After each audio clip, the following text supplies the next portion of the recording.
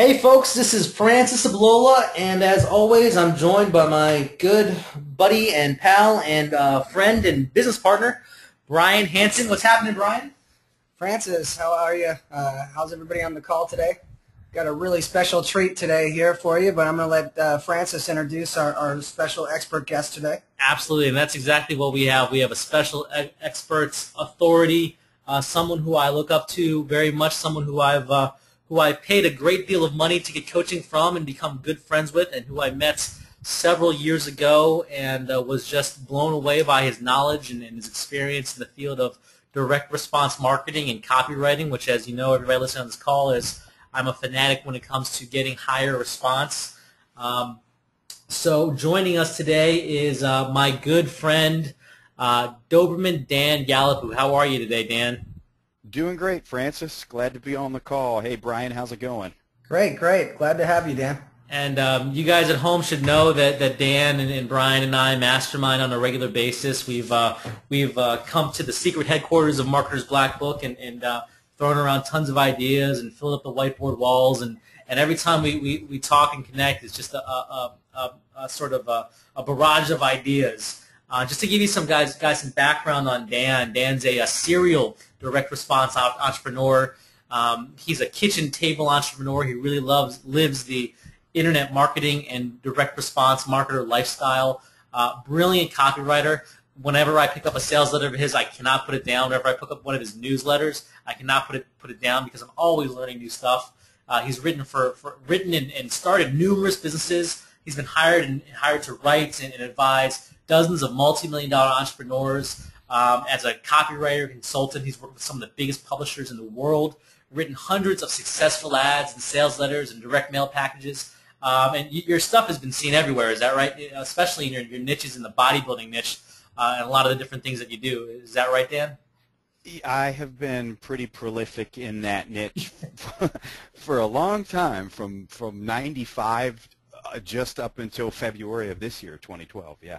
Awesome. That's incredible. And again, I guess some background for everybody listening, and I don't even know if you knew this, Brian, but Dan and I met back in, I think it was around 2005, when he was invited to speak with someone who I truly respect and learned a lot from, and I know was a personal mentor of yours, Dan, Gary Halbert. And it was at the Gary Halbert Root Canal Seminar. Do you remember that, Dan?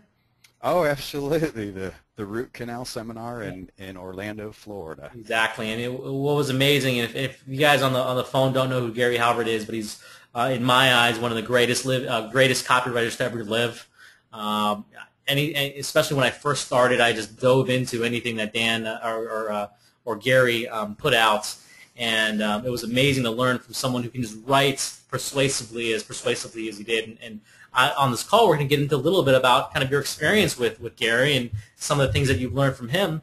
But I know that seminar was a turning point for me because I was actually just not really getting started, but I was a copywriter for a couple of years. I didn't really have a big break yet. And that was a major point for me in my life where I actually learned some great stuff that I can apply to my business, probably get into some of those things that we've learned at that seminar. But there was only, 30 people in the room, would you say? Not even? Yeah, it was definitely an intimate little group there. Yeah. And it was incredible just to have that knowledge and learn from you, Dan, and of course Gary Halbert, and I believe it was Caleb O'Dowd was the other guest speaker there as well, right? That's right, Caleb O'Dowd, another great copywriter who mentored under Gary Halbert. So, Dan, I kind of went through your stock biography here, but I think the audience might want to hear a little bit about your background of how you really got into all this kind of stuff. I know you told me the story before. It's really interesting. So what kind of piqued your interest and kind of what got you to where you are today? Well, first of all, I appreciate you inviting me on the call. Any opportunity to hang out with you guys is always an uplifting experience for me, and I always come away from it with more ideas than I can implement. So I appreciate that, and I appreciate the introduction.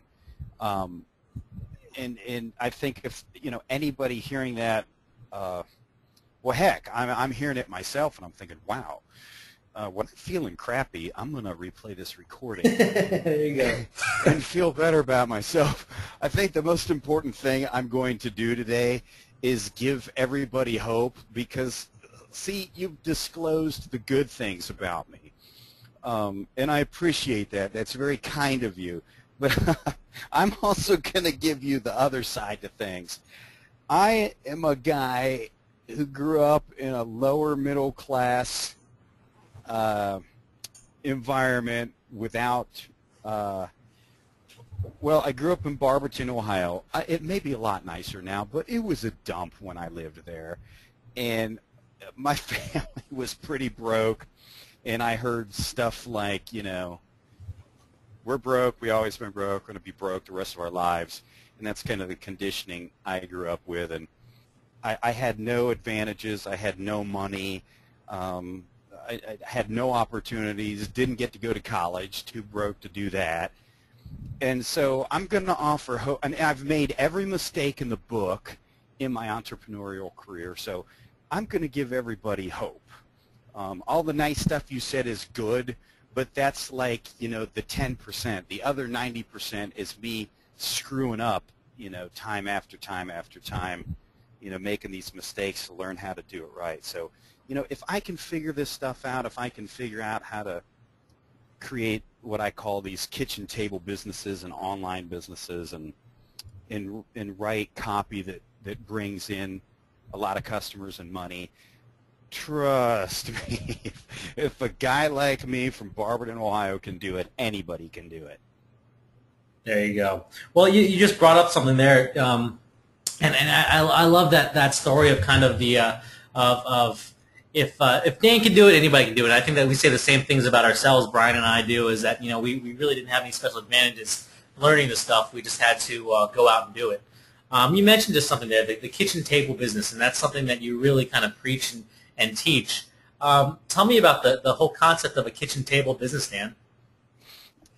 Well, with the exception of, after I had time to hone my copywriting and marketing chops, and was able to work with some clients who had, nice marketing budgets, with the exception of those guys, for my own projects, I never had that option. I mean, like, sometimes my budget for starting a business was $200. In fact, the first mail order business that I started, that's all I had, $200, and I had to work several overtime assignments in my full-time job to raise that capital. So I've been all about getting what I call kitchen table businesses, a business you can literally start on your kitchen table with nothing but a notepad and a pen and your brain. I've been all about starting those kind of projects on the cheap, and then building them up and using the business to finance itself. And I mean, my first business was a mail order business, which also turned into an online business. And nowadays, almost every business I start has an online component. So kitchen table business might not, sound accurate because you think I'm just doing it from the kitchen table. But basically, it's the idea and the planning and the writing of the offer and the stuff literally is done on the kitchen table on a pen and pad with a very limited budget. So it's starting up from a shoestring, coming up with an idea, and I want to talk to you about kind of coming up with the idea and then building it out where it sort of runs without a full-time gig. And I think you're a lot like Brian and I, is that we don't do anything full-time. I mean, we have freedom to kind of work when we want and make money how we make money, and do what we do because of the marketing and the skills that we developed. And one of those skills is the ability to generate ideas.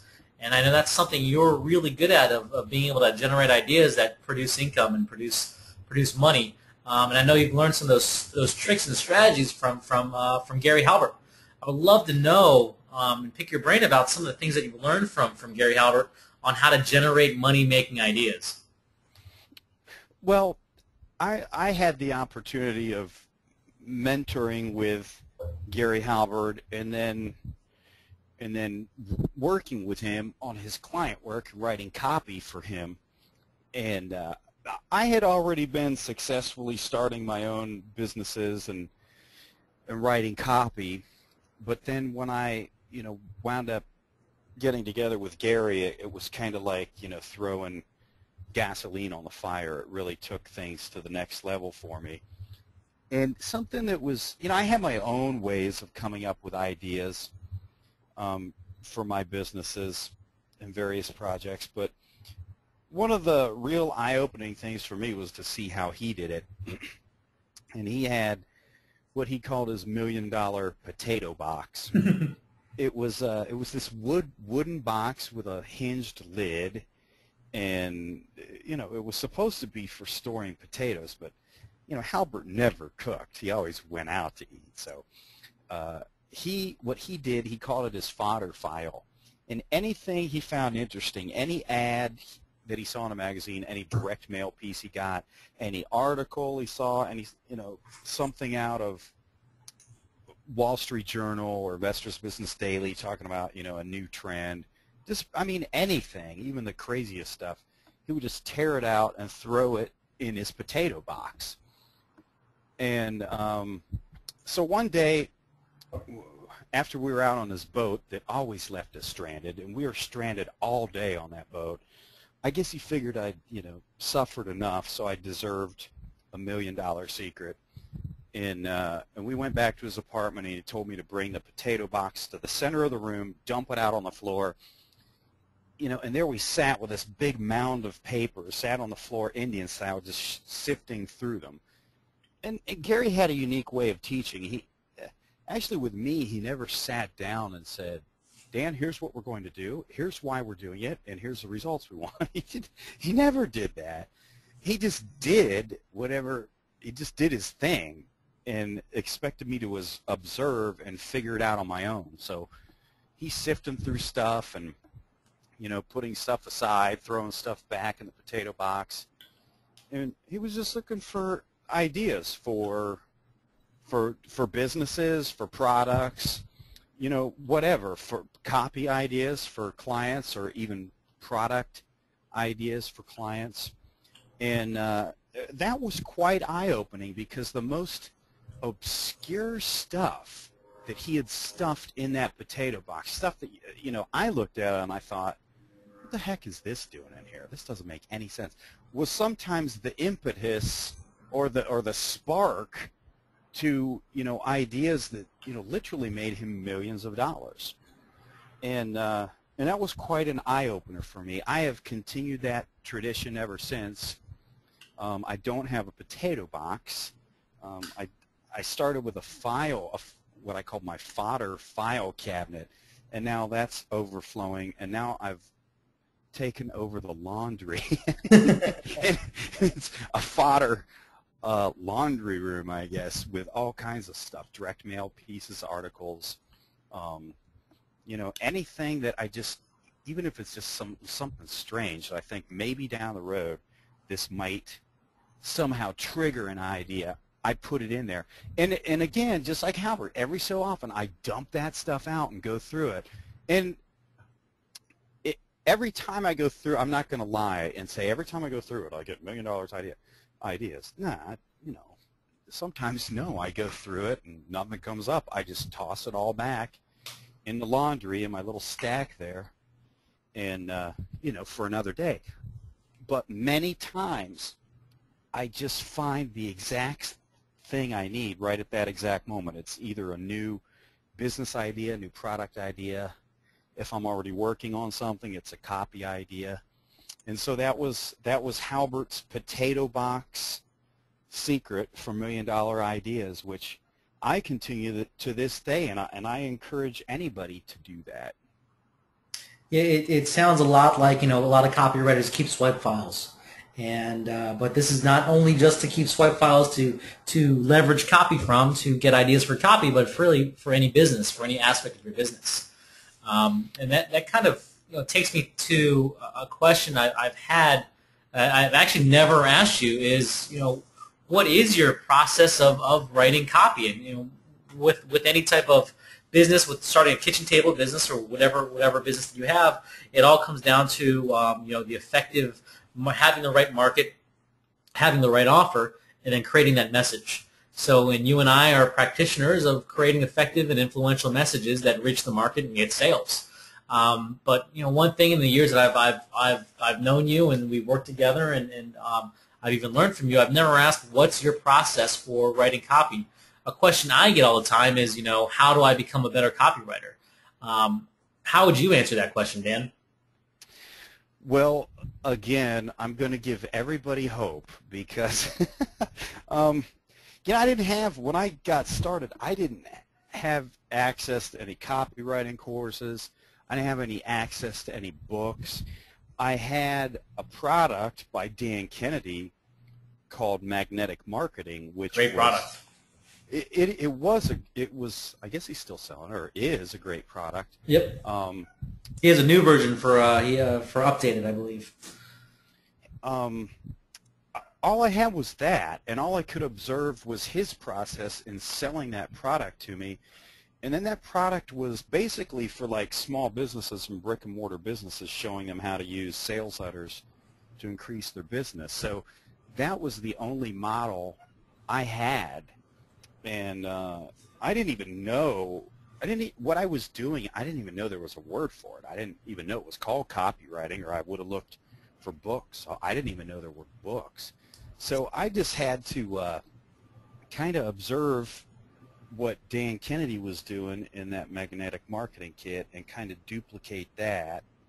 And then I got on some mailing lists and started getting direct mail.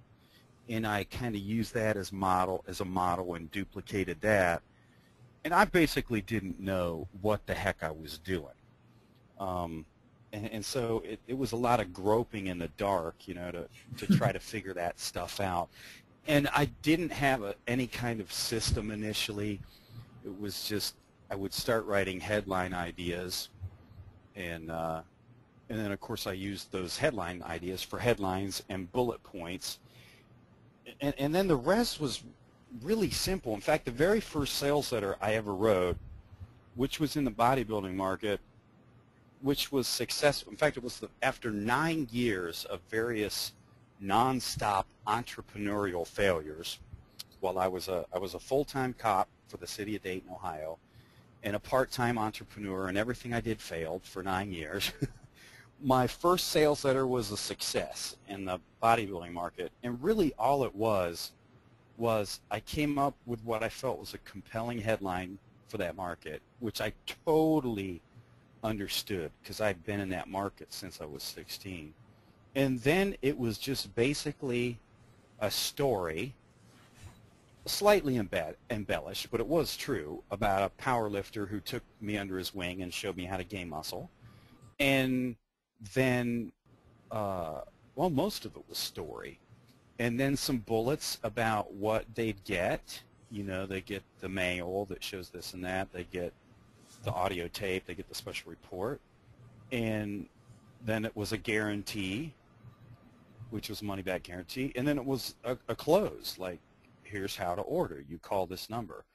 And it was just a really simple formula.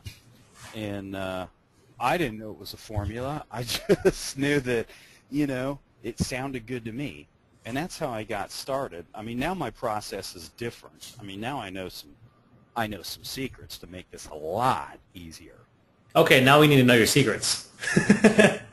I think the number one thing is I never start with a blank slate. I never start with a blank piece of paper. There is nothing more intimidating than that. And so I actually have Word documents that, it'll say like, insert pre-head here, ... Underneath that it says, because I'm crude and this makes me laugh. So I under that in big letters I have a big ass headline here. Under that I have deck copy here, and then under that I have dear friend, and then literally yada yada yada, bullet points that say yada yada yada. I have some guarantee, some generic guarantee copy, like, if you're not satisfied with this blank for any reason whatsoever, return it within blank number of days, and you'll get, a full, no hassle, 100% refund.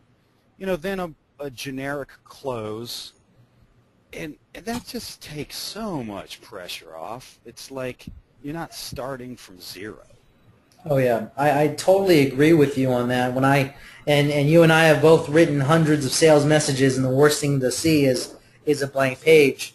But once you get in the flow, and I think, and I learned this from through you about Gary, but he would always say something along the lines of motion beats meditation.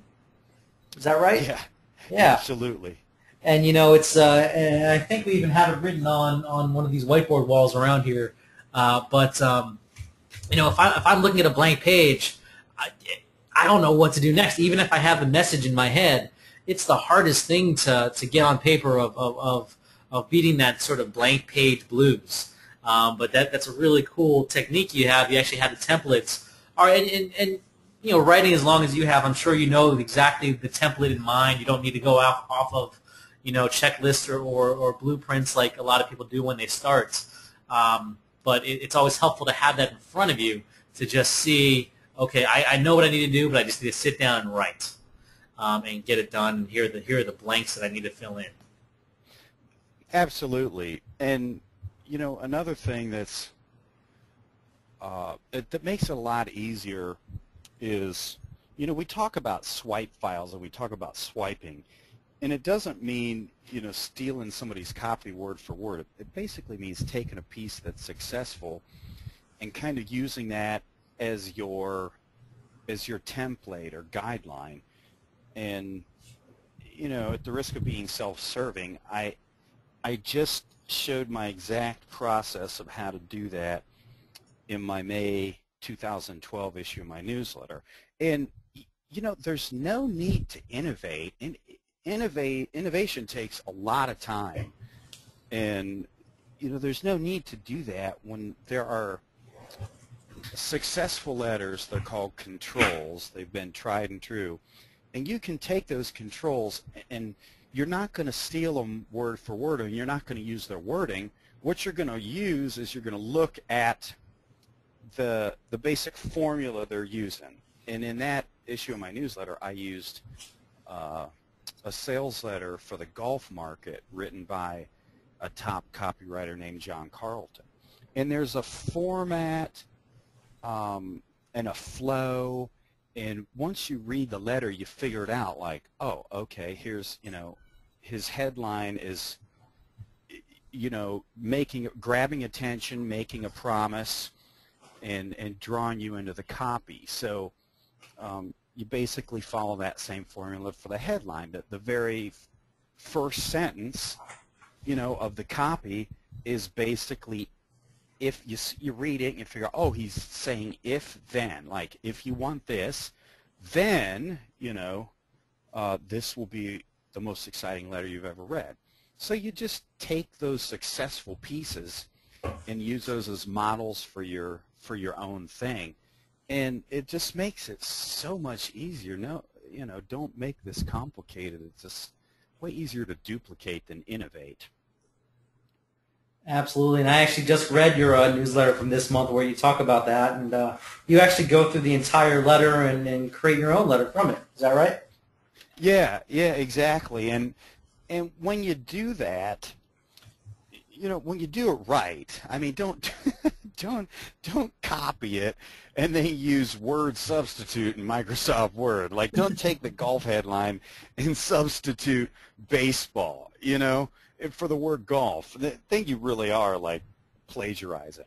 But you just take, you take the format that it follows, and when you're done, even if you showed that letter to the original writer, like if you'd showed your letter to John Carlton, I bet you he wouldn't even know you used his golf letter as a model if you do it right, And there's one thing to say about that though, and that is, copy has a rhythm. Excellent copy, good copy has a rhythm and a flow that when you read it, you can sort of hear a pattern, and see certain paragraphs and short and long sentences and the way things are read off. They all kind of flow in a certain way. And a really great sales letter has a flow and a rhythm that just draws you in. And that's one of the things that you're swiping when you're swiping a letter. A lot of people actually just take the words and they like the lines and they like the sound of a certain line and they use it in their copy. And that's doing it all wrong. It's going and seeing the letter and seeing how it's written, sort of the rhythm and the patterns and how it sounds in your head as someone's reading it. And that's an important part, at least to me, when I use swipe files, and I use swipe files pretty often. That's what I'm looking for, the rhythm of the letter versus the word for word. And again, the concepts and some of the hooks and things like that you have to bring to the table.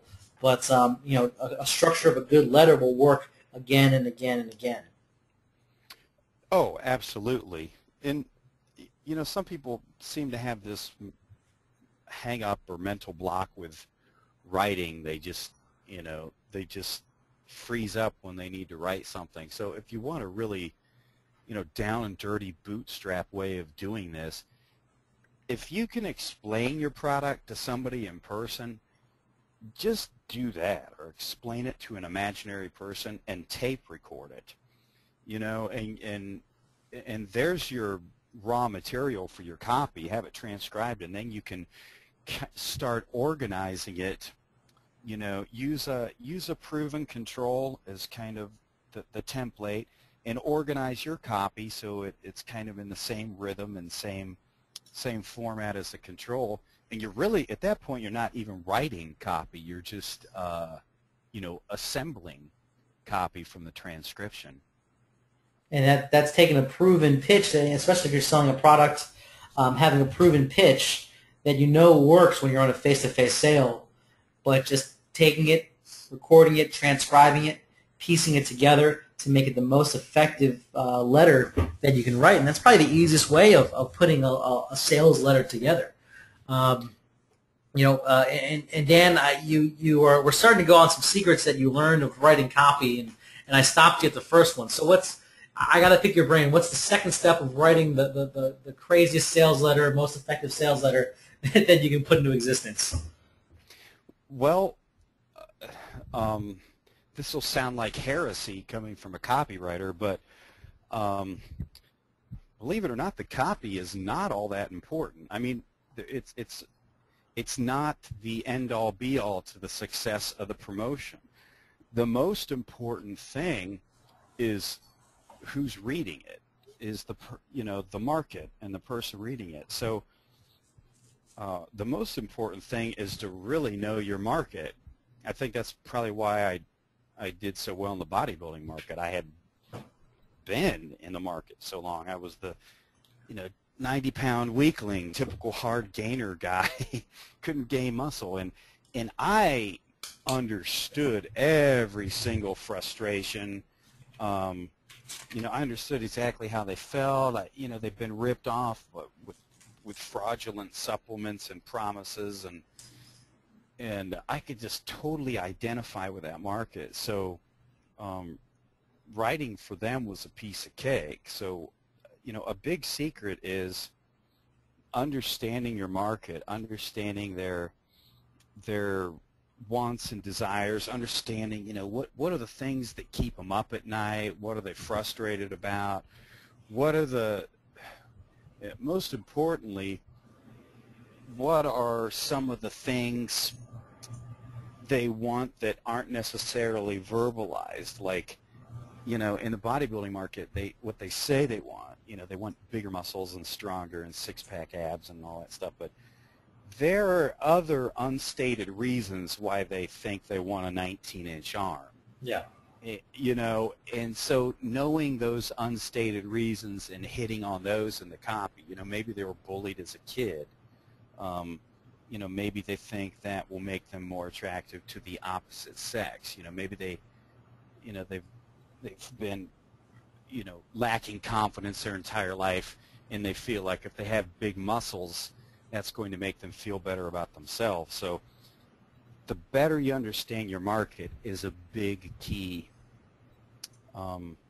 to writing copy that hits all those hot buttons. And that's a really good point. And one of the things that I always share is, actually it's a David Ogilvy quote, all good marketing requires empathy. And I think, and I heard this a long time ago when I first got started in this profession, but the most effective letters come from a voice that is written to someone as if they were writing to their best friend. And when you have that empathy, when you have that deep, sort of rooted connection with your audience, what their deepest hopes and desires and fears and wants and emotional hot buttons and triggers. Once you have that, and you don't even have to be a great copywriter, you just have to have a good relationship or a great relationship with your audience, and your advertising will be much, much more effective from that standpoint. Oh, absolutely. I wrote a piece for one of Agora's health divisions several years back, and they sent me a research package which had what you'd call avatars of their four different customers in that particular market, and they included like stock photography pictures of these people, and the descriptions were so. I specifically remember this one lady in the photo was of an elderly lady working in her garden, and the description was so good, and it came with a picture. I felt so connected with her and wanted to help her so much. I felt like she was a real person.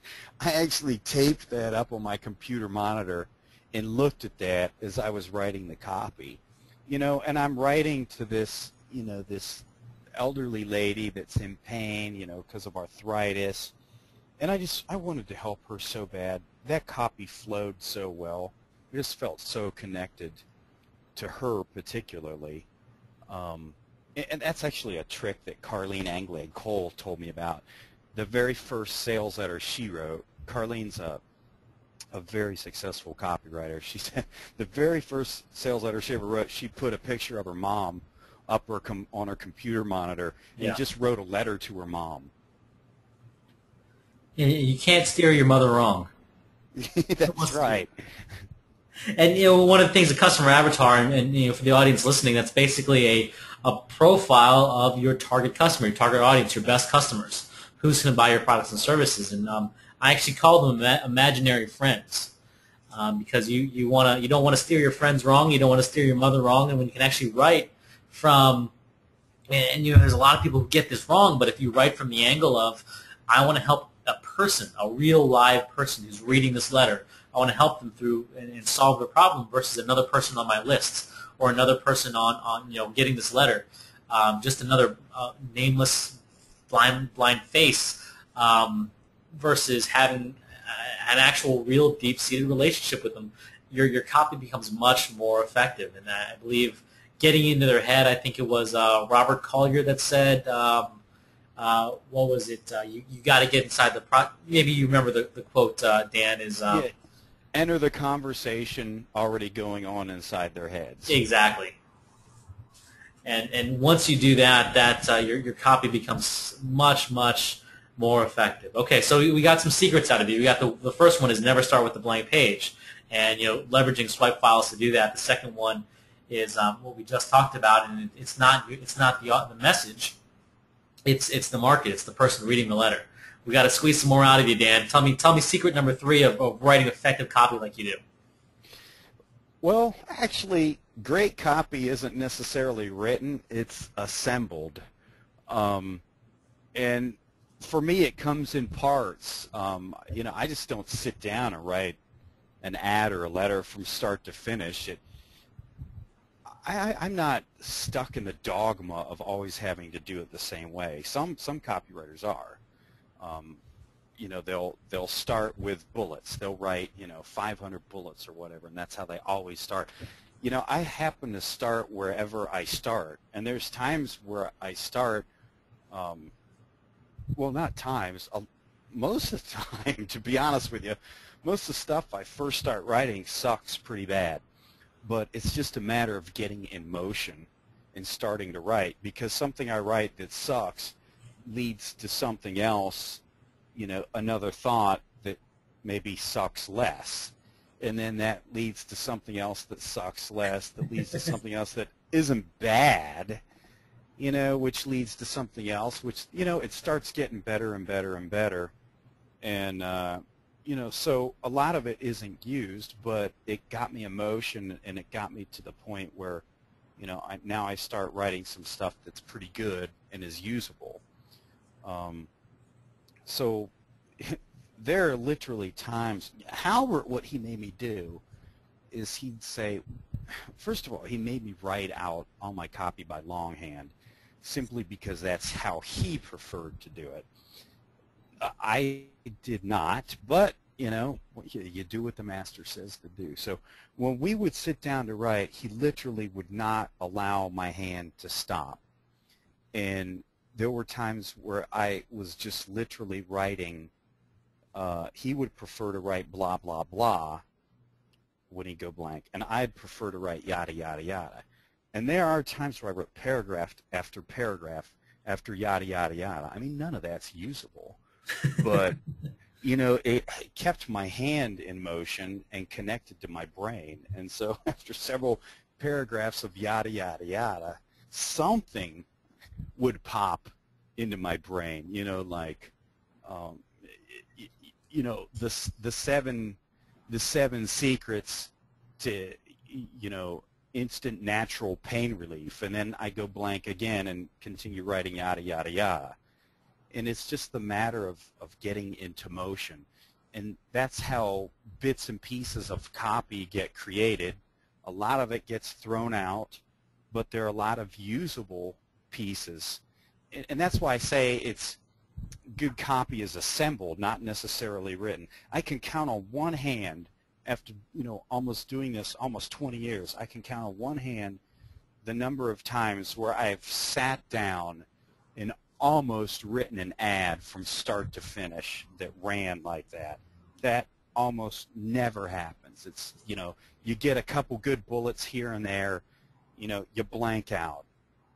You write some body copy, you blank out, and you start writing some headline ideas, and you blank out, and it's like this schizophrenia, that nothing is coherent or makes any sense or is in order. But as you keep going and doing that, you wind up finishing your whole promotion. Now it's just a matter of going back and editing out all the yada, yada, yadas and the useless stuff and assembling the good stuff. Absolutely. And I'm actually a little bit different than you in that respect, Dan. And I think we've talked about this before.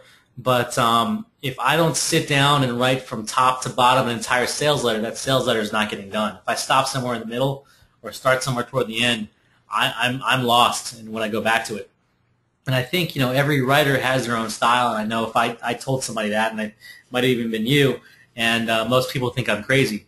But I think with what you're doing is writing everything that comes to mind, and these nuggets of greatness shine on paper. And I think a lot of different copywriters obviously have different styles, but it's really interesting to see kind of what Gary Halbert taught you. And one thing I've always been interested to know is, how did you get Gary's attention? I mean, I know you knew about him through his Gary Halbert letter and all the years that of how prolific he was, but what kind of brought you to Gary's world, and how did you get his attention? Actually, is what I'm asking. Well, I initially subscribed. Like I said, Dan Kennedy was my initial inspiration into direct marketing, and then I subscribed to Dan Kennedy's newsletter. And Dan said, anybody in direct marketing, mail order, has to subscribe to the Gary Halbert letter. So I subscribed to Halbert's letter, and for some reason I just really felt an affinity to Halbert. He grew up in Barberton, Ohio, also, same as me. Not the same time. He'd moved away, by the time I was really young. But so, we had several things in common, and for some reason I just felt a real affinity to Halbert. And I turned something I learned from his newsletter, I turned around on him and used it. He published a newsletter about how to get a VIP's attention And basically one of his ideas was, and this is how he wound up working with some of his biggest clients, you format a fake magazine article or newspaper article, or you write a fake article and have it formatted to look like the actual magazine, put it in a nice frame, send it to your VIP, with a letter that says, hey, if you're interested in making this a reality, call me. So I wrote an article that was about two guys from Barberton, Ohio, who worked together and did really well, and that was Gary Halbert and me. And I put some stuff about Barberton, Ohio in there that only guys who grew up in Barberton would know, and some little inside jokes. And I formatted it to look like the Barberton Herald, like it was the front page of the Barberton Herald, the little Barberton newspaper. And the whole gist of the story was, he and I started working on direct response marketing projects together, and we were so successful and made so much money. We bought the entire city of Barberton and turned it into the world's largest parking lot. And I apologize to anybody who lives in Barberton now. Again, like I said, I hear it's really nice now, but not when I grew up there. So I knew Halbert would find all this funny. I put it in a nice frame, FedExed it to him with a copy of my phone number, and he called me. And things didn't take off from there, but it got me on his radar. And now all of a sudden, he was more receptive to my faxes and stuff like this. This was prior to email. And so, faxes went back and forth. We had several phone calls that went back and forth. He did a newsletter about Costa Rica. I sent him a fax and said, hey, I'm interested in learning more about Costa Rica. And he called me with his Costa Rican girlfriend when she was in town, and he said, yeah, I got your fax. We're here to answer your questions about Costa Rica. And it sounded so good, I sold everything I had except the clothes on my back and my laptop, and without ever having been there before in my life, moved to Costa Rica. So by then, he was using email, so I sent him an email and said, hey, remember our conversation about Costa Rica? You made it sound so good, I moved here. And of course, he was just flabbergasted by that, and had to meet me in person at that point. So he said, hey, next time I'm there to visit my girlfriend, we'll have to have dinner. So we had dinner in Costa Rica. Then he said, hey, I'm coming back in another couple months. Can I crash at your place?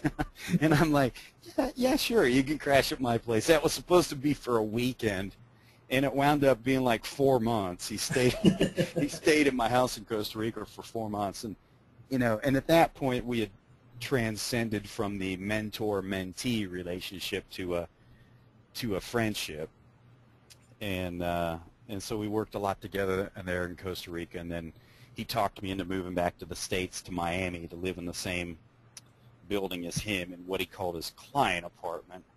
And I moved there and lived there while I was working with him. So basically, I used a Halbert technique to get Halbert's attention. There you go, and it worked, obviously. And I've actually used a lot of the different similar techniques to get various clients and various jobs in my career. And it works because you're doing something that, even though it's prescribed in the newsletters, nobody else really does. And I think that's a very important part, to actually just take the steps that someone lays out, especially someone like Gary Halbert, to grab the VIP's attention and actually make it work. So yeah, great story of I don't think I've ever had a house guest that was supposed to stay a weekend and ended up to being 4 months, but he's definitely a good person to have around, especially if you're doing some work at the same time. It was quite an education. I believe you told me once that there was pieces of copy laying around the house, and then you would actually have to have access to some of that kind of resources. Is that right? Oh yeah, I got to see everything was working on, and when he was, writing his newsletter, I got to basically look over his shoulder while he was doing all that. I came home. I went home. I went back to the States for my high school reunion while he was still staying in my house in Costa Rica, and I come back, and he'd fired my maid. He'd taken all the furniture in every room and crammed it in this tiny little bedroom. So all the furniture stacked up to the ceiling. The entire house is empty. The main bedroom, the kitchen, the living room, and I walk in and there are papers all over the floor. I mean, this is a large area: the living room, the kitchen, the main bedroom.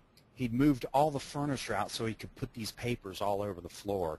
And it was a piece of copy he was working on, but, like literally, hundreds and hundreds of papers scattered all over the floor.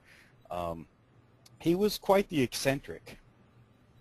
And that's actually really interesting that you would say that. I know we kind of talked about your writing process, and we sort of alluded to mine, but what the Prince of Print, as Gary Halbert's affectionately called, what was his writing process? I'm sure you had a lot of experience kind of seeing the insights of how he sits down to write a letter, and how he kind of does the research and gets the message out. What was the process behind that for him? His process was way different than mine. Well, to give you an example, when I moved back to the States and was living in his client apartment a few floors down from his, we got a ton of work from this guy. And so Gary told me, hey, bright and early, be in my apartment at 8 a.m., and we're just going to work, we're going to work all day and all night.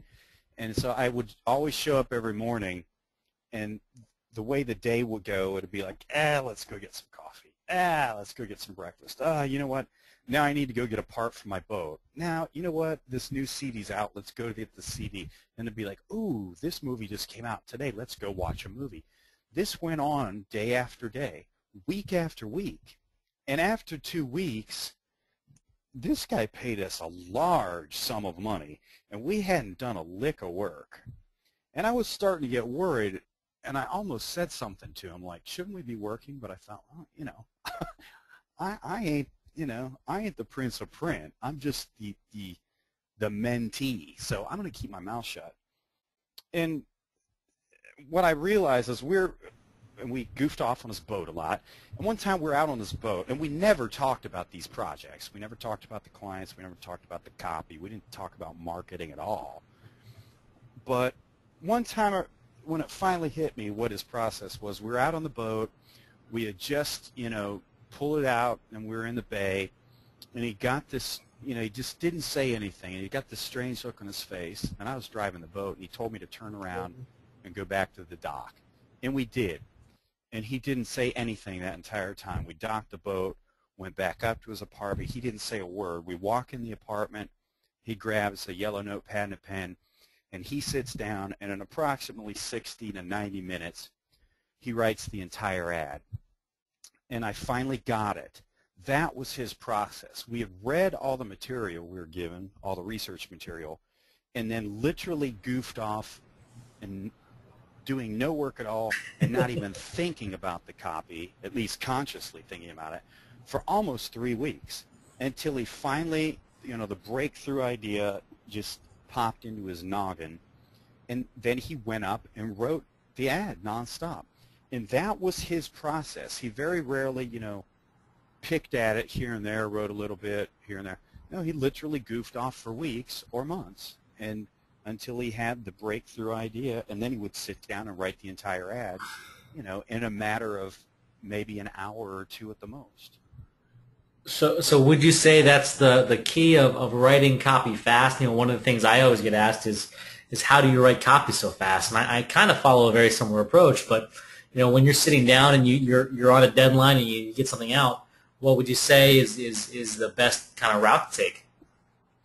Well, it sure is nice to have the luxury of being able to, fill your brain with all this research material and then goof off for weeks at a time. That's not always that's not always realistic, but if you have it, it's pretty nice because all that information can kind of percolate inside your head, and that's when the great ideas like bubble up. You know, but there are just times where you just have to sit down and just, you know, you're on a deadline. You just got to sit down and slog through it and just, you know, write it out. But when I've had the luxury of doing that, reading all the research info, and then literally being able to relax and not think about it for several days or weeks,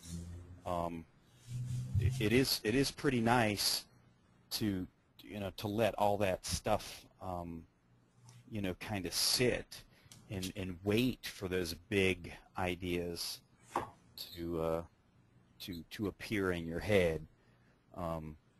And that was Halbert's process. I still try to do that whenever possible.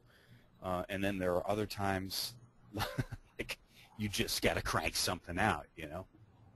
So what do you do when you crank something out? Is there a shortcut method of copy that you follow?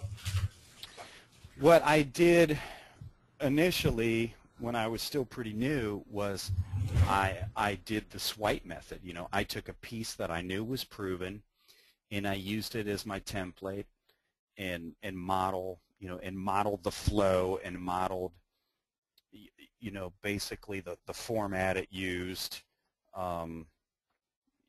Is it star, story, solution? Is it, headline, opening, story, bullets, testimonials? I just use that as the template and follow that. Now, I'm just kind of a gut level writer. I've been doing it for so long. It's just, I don't need any templates. I don't need, it just kind of flows for me. I either, basically as long as I don't have to worry about not knowing what to write if I've done enough research and I totally understand my market. Because at that point, I know who I'm talking to, I know what their hot buttons are, and I know how I'm going to, empathize with them and hit on their hot buttons. If I'm having trouble coming up with stuff to write, for me, that means I either don't understand the market sufficiently, or haven't done enough research. When you've done enough research, you'll have so much stuff to write that it'll just, you'll be like Halbert. You'll sit down and you'll just vomit it out in one big quick thing. Yeah, and then I've found myself in that position time and time again. And as you know, Dan, and maybe some of the listeners know on this call, that I write for very specific, close niche markets. And even though I work for several clients or different projects, I know the market really well. So when I sit down and write a project, and very much like you said, I might have the copy in hand and the research in hand 2, 3, 4 weeks out. I may not sit down until one of the last days of when it's due to pound it out, but really it's been percolating in my head, and I have a full understanding of that audience, and I can see how that's really effective and actually really helpful in developing my skills as a copywriter, just being able to write really fast. Going into that, I know we have a lot of different types of people on the call. Some people are copywriters or want to be copywriters. Others are marketers or internet marketers or people who want to create their own information marketing products. So I'm going to ask you a couple questions here, kind of as we wrap up the line here. What is a parting word or the biggest tip you would tell a budding or aspiring copywriter, just from your years of experience in this game? Well, one thing I've discovered about getting good at anything is, just basically doing the work. If this has been proven time and time again, whatever you want to master, if it's playing the guitar, playing the piano, figure skating, copywriting, it's not done in sprints. It's done as a marathon. It's getting your 10,000 hours in, and the faster you get those 10,000 hours in, the faster you become a master. Now you don't have you don't have to become a master copywriter to get good results. When I was first starting, I used to say I've made a lot of money with crappy copy. I'll be the first to admit when the wolf was at the door, you know, and the final notice bills were piling up, you know, I didn't have time to craft a masterpiece. I just needed to bang out some copy and get it out there to make some money. And, you know, as long as you understand your market and hit the hot buttons, you don't need to be an A-list copywriter to make a lot of money.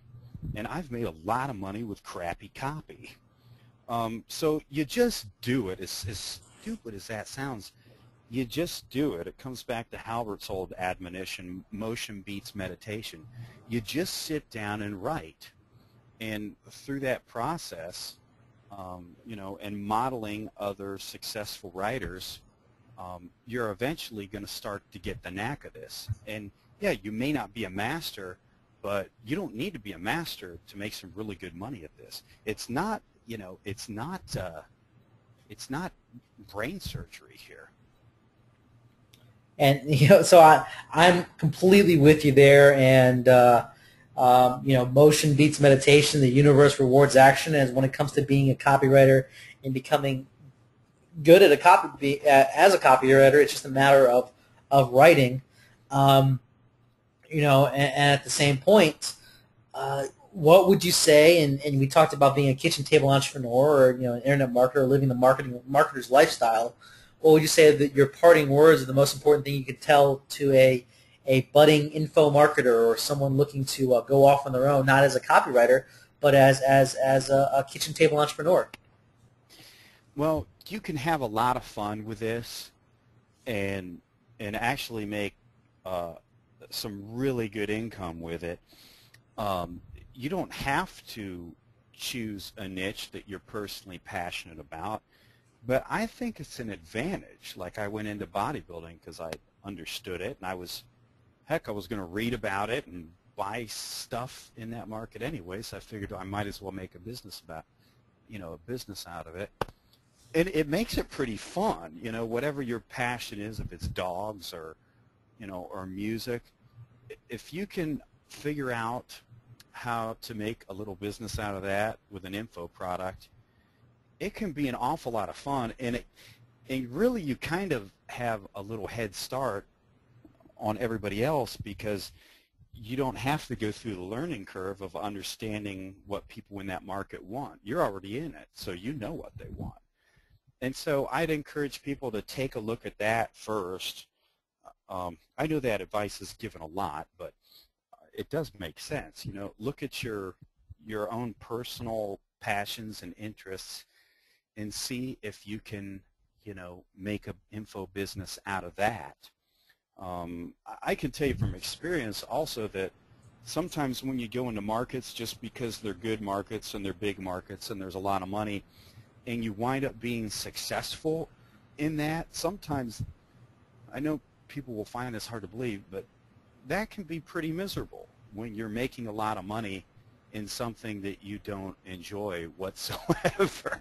But, you know, if you're in a market that you enjoy and you're passionate about, that's a blast. I mean, from 95 up until, like I said, up until February this year, I've been involved in the bodybuilding niche nonstop, you know, and I've started a lot of other different businesses, but the bodybuilding niche is the one that's been the most consistent for me, and it's been pretty cool all these years to, you know, to have a business in something I'm passionate about.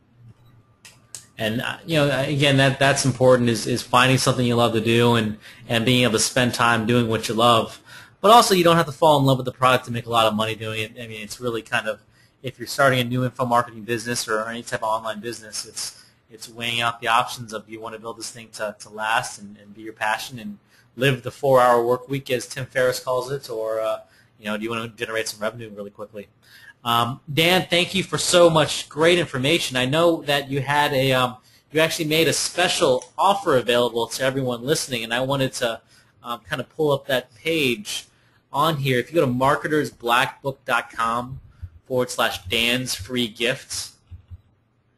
And I made mention of your newsletter a little bit earlier. It's actually one of the first things that I read when I see it in the mailbox. And yes, it is a physically delivered mailbox sent letter, which is actually really valuable. I really like it in terms of that it's actually sent in the mail, but the content is really valuable. And like we said, you talked about swiping in this letter. A few months ago, I know you said something about and went into detail about finding new ideas using Gary Halbert's potato box. Can you tell us a little bit about what your offer is today and kind of what special you've done for all of our Marketers Black Book listeners? Well, I started this newsletter as a way to start passing along all the marketing and copywriting lessons I've learned.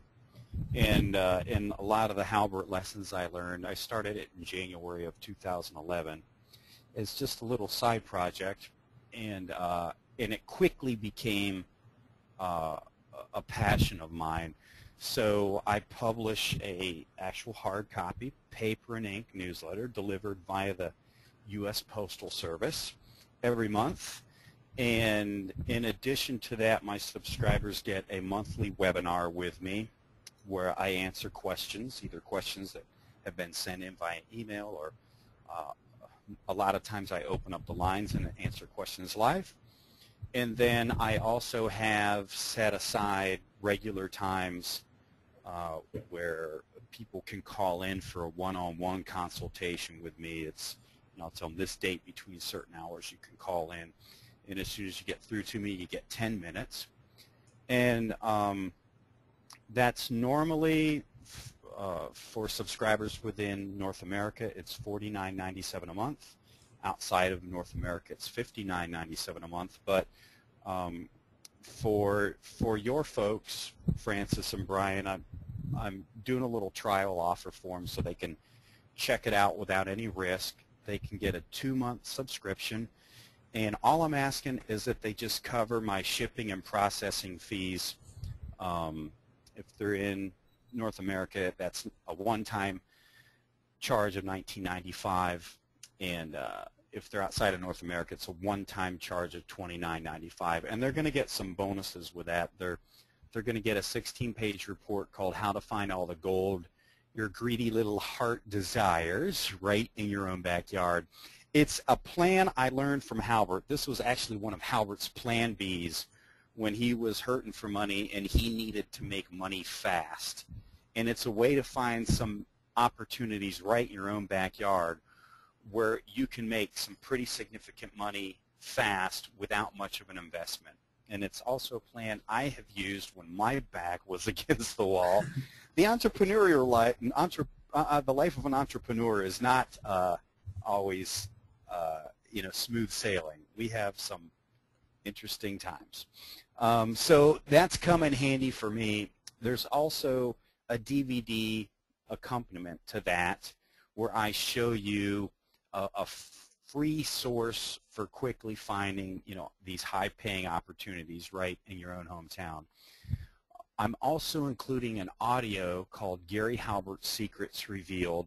This is an interview I did with another copywriter named Ben Settle, and he interviewed me about all the most important lessons I learned while working with Gary Halbert, and also including a transcription of that audio, because I realize some people prefer to read, than listen to audio. So I'm including those 4 bonuses, and you'll also get 2 monthly issues of the Doberman Dan letter.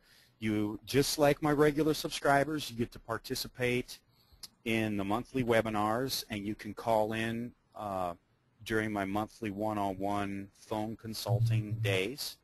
And I also do bonus videos and audios for my subscribers. You'll get access to all those.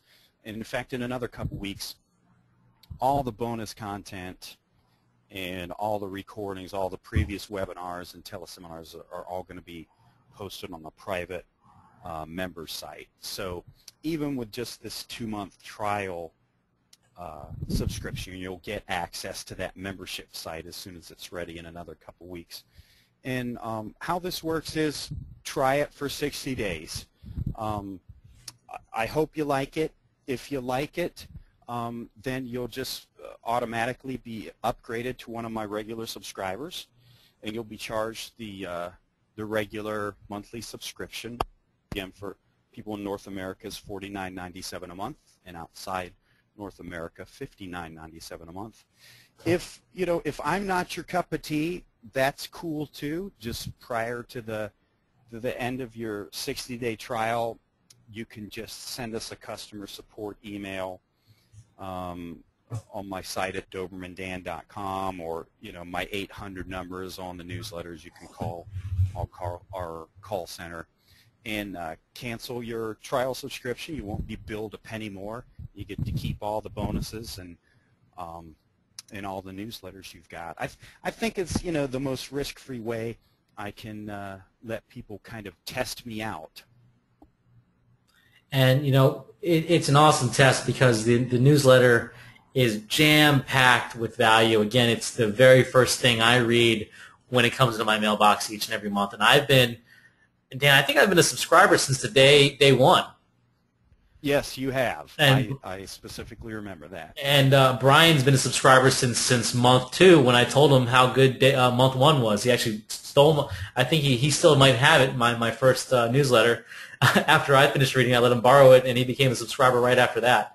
So it's that valuable. And again, it's the first thing I read.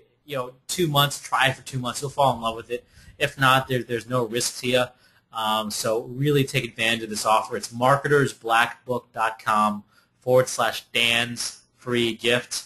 And I know, Dan, you haven't made this offer available for two-month free trial to really anybody else. So anybody listening to this call, it's a really, really special opportunity to take advantage of this newsletter. And we recommend it to anybody that we talk to.